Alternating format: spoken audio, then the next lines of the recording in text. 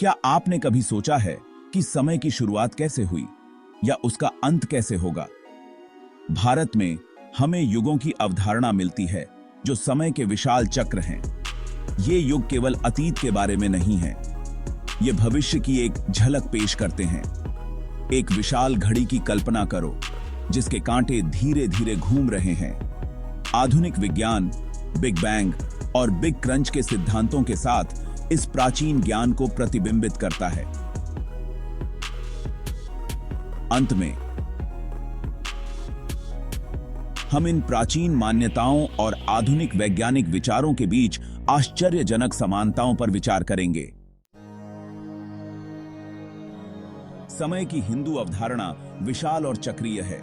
एक पहिए की कल्पना करो जो लगातार घूम रहा है, कभी नहीं रुकता। यह पहिया युगों के चक्र का प्रतिनिधित्व करता है। 4 युग हैं, सतयुग, त्रेता, द्वापर और कलयुग। 4 युगों के एक पूर्ण चक्र को महायुग कहा जाता है। जैसे रात के बाद सवेरा आता है, वैसे ही कलयुग के बाद एक नए सतयुग का सवेरा आता है। एक ऐसे समय की कल्पना करो जब लोग हजारों साल जीते थे, उनके पास अपार ज्ञान और धार्मिकता थी। यह सतयुग था, स्वर्ण युग, पवित्रता, ज्ञानोदय और आध्यात्मिक आनंद का समय। ऐसा कहा जाता है कि इस युग के दौरान धर्म, ब्रह्मांडीय व्यवस्था चारों पैरों पर मजबूती से टिका हुआ था।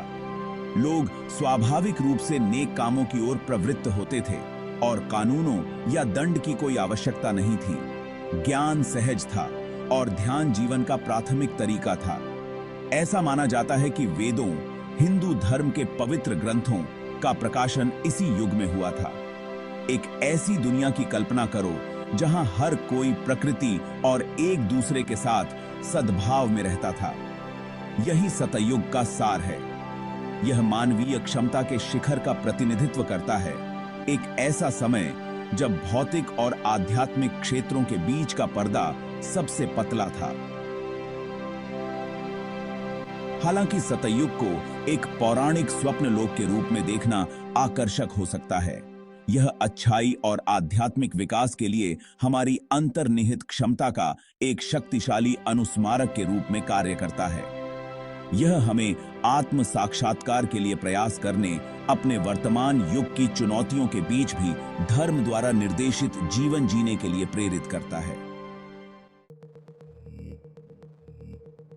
जैसे जैसे समय का पहिया घूमता गया, सतयुग ने त्रेता युग को जन्म दिया। यह युग हालांकि अभी भी उच्च स्तर के सद्गुणों से युक्त था, लेकिन इसमें असत्य और इच्छा का सूक्ष्म उद्भव देखा गया। धर्म, जो सतयुग के दौरान 4 पैरों पर मजबूती से टिका था, अब लड़खड़ाने लगा, केवल 3 पैरों पर खड़ा था। लोगों का जीवन काल कम हो गया और उनके भीतर के स्व से उनका नाता कमजोर हो गया। नियमों और विनियमों की आवश्यकता तब पैदा हुई जब नकारात्मकता मानव चेतना में रेंगने लगी। इस युग में भगवान राम का जन्म हुआ, जो धर्म के अवतार थे, जिनकी जीवन गाथा रामायण हमें धार्मिकता, कर्तव्य और भक्ति के महत्व की शिक्षा देती है। एक ऐसी दुनिया की कल्पना करो जहां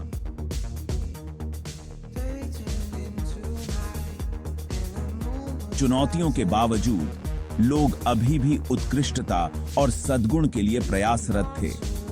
यही त्रेता युग का सार है। यह हमें याद दिलाता है कि जैसे जैसे अंधेरा रेंगता है, सत्य और धार्मिकता का प्रकाश चमकता रहता है, हमें एक उच्च उद्देश्य की ओर ले जाता है। ये बुशाखा। खंड 5, द्वापर युग, द्वैत का युग। द्वापर युग ने मानव सद्गुण और आध्यात्मिक जागरूकता में और गिरावट को चिह्नित किया। धर्म अब केवल 2 पैरों पर ही खड़ा था। इच्छा और असत्य ने मजबूत पकड़ बना ली, जिससे संघर्ष और असंतुलन पैदा हुआ। मानव जीवन काल सिकुड़ता रहा और भौतिक संपत्ति की खोज प्रमुखता से उभरी। फिर भी द्वापर युग अपने नायकों के बिना नहीं है। इस युग में कृष्ण का जन्म हुआ, जो विष्णु के अवतार थे, जो अपनी बुद्धिमानी, कूटनीति और रणनीतिक प्रतिभा के लिए जाने जाते थे। इस युग पर आधारित महाकाव्य महाभारत मानवीय रिश्तों की जटिलताओं, अच्छाई और बुराई के बीच संघर्ष और विपरीत परिस्थितियों में भी अपने धर्म का पालन करने के महत्व की पड़ताल करता है। एक ऐसी दुनिया की कल्पना करो जो द्वैत से जूझ रही है, धार्मिकता और प्रलोभन के बीच फंसी हुई है। यही द्वापर युग का सार है। यह उन चुनौतियों पर प्रकाश डालता है जिनका हम मनुष्य के रूप में सामना करते हैं, हमारे उच्च और निम्न स्वभावों के बीच निरंतर संघर्ष। खंड 6 कलयुग, अंधकार का समय। अंत में हम कलयुग में पहुंचते हैं जो वर्तमान युग है। इसे अंधकार के युग के रूप में वर्णित किया गया है। अज्ञानता, लालच, संघर्ष और पीड़ा व्यापक हैं। हालांकि कलयुग केवल निराशा और उदासी के बारे में नहीं है, यह जागृति का भी युग है। कुंजी इस चक्र के भीतर अपने स्थान को पहचानने में निहित है। खंड 7 ब्रह्मांड में प्रतिध्वनि, बिग बैंग और उसके बाद। जिस प्रकार हिंदू धर्म चक्रीय युगों की बात करता है, उसी प्रकार आधुनिक विज्ञान ब्रह्मांड के भव्य चक्रों के बारे में अपने स्वयं के सिद्धांत प्रस्तुत करता है। यह बीज बिग बैंग नामक एक महत्वपूर्ण घटना में विस्फोटित होता है, जो ब्रह्मांड की उत्पत्ति के लिए प्रचलित वैज्ञानिक सिद्धांत है। यह विस्तार आज भी जारी है, सृजन के उस प्रारंभिक विस्फोट की प्रतिध्वनि की तरह। यह पतन एक और बिग बैंग को जन्म दे सकता है, जिससे चक्र नए सिरे से शुरू हो जाएगा। ये बिग बैंग कन्या है। खंड 8 सृजन और विनाश के चक्र।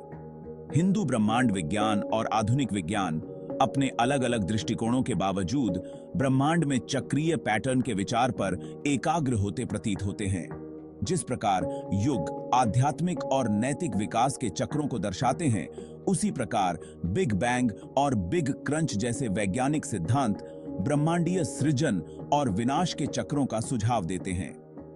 हिंदू धर्म में ब्रह्मांड को एक बार की रचना के रूप में नहीं देखा जाता है। यह दैवीय शक्तियों द्वारा निर्देशित सृजन, संरक्षण और विघटन के चक्रों से गुजरता है। इसी प्रकार बिग बैंग और बिग क्रंच सिद्धांत एक ऐसे ब्रह्मांड का सुझाव देता है जो अपनी ही राख से पुनर्जन्म लेता है, विस्तार और संकोचन का एक ब्रह्मांडीय नृत्य। चक्रों का यह आवर्ती विषय हमें याद दिलाता है कि परिवर्तन ही एकमात्र स्थिर है। जिस प्रकार दिन के बाद रात होती है और ऋतुएं अपने नियत समय पर बदलती हैं, उसी प्रकार ब्रह्मांड भी सृजन और विघटन की एक भव्य लय का पालन करता प्रतीत होता है। खंड 9 अंतहीन नृत्य, समानताएं और दृष्टिकोण। प्राचीन हिंदू ब्रह्मांड विज्ञान और आधुनिक वैज्ञानिक सिद्धांतों के बीच समानताएं आश्चर्यजनक हैं। हालांकि वे अलग अलग भाषाओं और रूपकों का उपयोग कर सकते हैं, दोनों एक ऐसे ब्रह्मांड की ओर इशारा करते हैं जो चक्रों द्वारा शासित है। एक ऐसी जगह जहां शुरुआत और अंत पूर्ण नहीं है, बल्कि अस्तित्व के अंतहीन नृत्य के चरण हैं। युग हमें याद दिलाते हैं कि मानव सभ्यता प्रगति के रैखिक पथ पर नहीं है, बल्कि चक्रीय पैटर्न में ईब और प्रवाह करती है। इसी प्रकार ब्रह्मांड के विस्तार और संकुचन के बारे में वैज्ञानिक सिद्धांत सदा गति में रहने वाले सृजन और विनाश के चक्रों के माध्यम से खुद को लगातार नवीनीकृत करने वाले ब्रह्मांड का सुझाव देते हैं। ये समानताएं हमें समय के बारे में और उसके भीतर अपने स्थान के बारे में अपने दृष्टिकोण को व्यापक बनाने के लिए आमंत्रित करती हैं। हम अपने आप से कहीं बड़ी किसी चीज का हिस्सा हैं, एक ऐसा ब्रह्मांडीय नृत्य जो युगों से चला आ रहा है और हमारे जाने के बाद भी लंबे समय तक चलता रहेगा। खंड 10 रहस्य बना हुआ है। हमारी सभी वैज्ञानिक प्रगति और दार्शनिक चिंतन के बावजूद ब्रह्मांड का वास्तविक स्वरूप एक गहरा रहस्य बना हुआ है। हम अभी भी विशाल सागर को देखते हुए बच्चों की तरह हैं, लहरों से मोहित हैं, लेकिन नीचे छिपी गहराइयों से अनजान हैं। युग और बिग बैंग जैसे वैज्ञानिक सिद्धांत हमें ब्रह्मांड के भव्य चक्रों को समझने के लिए रूपरेखा प्रदान करते हैं। वे समय और स्थान की जटिल कार्य प्रणाली की झलक प्रदान करते हैं, हमारी जिज्ञासा को जगाते हैं और हमें गहरे सत्य की तलाश करने के लिए प्रेरित करते हैं। जैसे जैसे हम अपने भीतर और बाहर ब्रह्मांड की खोज जारी रखते हैं, आइए हम अपने चारों ओर फैले रहस्य और आश्चर्य को अपनाएं, क्योंकि प्राचीन उपनिषदों के शब्दों में सत्य कल्पना से भी अजनबी है। लेकिन ऐसा इसलिए है क्योंकि कल्पना को संभावनाओं का दामन थामे रहना पड़ता है, सत्य को नहीं।